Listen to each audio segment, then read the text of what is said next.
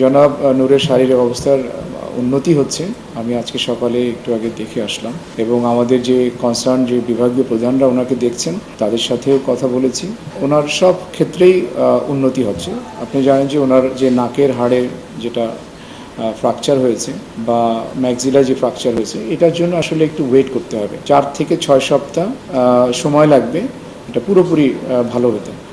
আর ওনার যে চোখে যে রক্ত জমাটা আছে এটাও 1 থেকে 2 সপ্তাহ সময় লাগে, এগুলো রক্তটা রিজলভ হয়ে যাবে।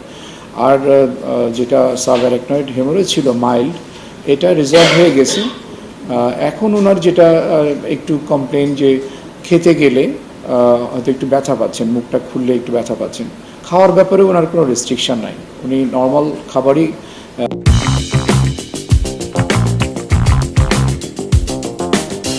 মানে খেতে পারছেন। বা আমরা গতকাল থেকে ওনাকে বলেছি যে নর্মাল খাবার খেতে, কিন্তু খেতে গেলে ওনার একটু ব্যথা লাগছে এইটুকু, এছাড়া আর এমনি কোনো সমস্যা নেই। আর যেটা একটু উনি আমার ডাক্তাররা বললেন যে ওনার যে নাকে যে ফ্র্যাকচারটা হয়েছিল বা ব্লিডিং হয়েছে নাকে, ওই রক্তের কিছু অংশ ধরেন শ্বাসনালীতে চলে গেছিলো, তো কাশির সাথে একটু গতকাল একটু রক্ত আসছিল।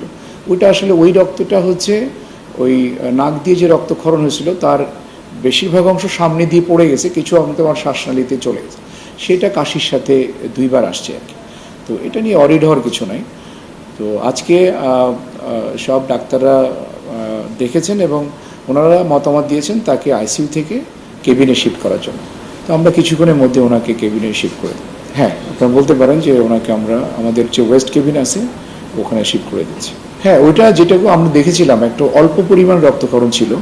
আমরা যে ফলো আপ যেটা সিটি স্ক্যান করেছি আবার সেটাতে আবার সেটা ছিল না, যে যার ফলে আমরা বলছি যে এখন আর রক্তক্ষরণটা হচ্ছে না, বা যেটুকু ক্ষরণ হয়েছিল ওটা অ্যাবজর্ব হয়ে গেছে। না না, রিলিজ করার সিদ্ধান্ত এখনো হয় নাই। ওনাকে আমরা আইসিইউ থেকে কেবিনে শিফট করবো আজকে। রিলিজ করার সিদ্ধান্তটা পরে হবে। হ্যাঁ, আনুমানিক 1 সপ্তাহ বলতে পারেন।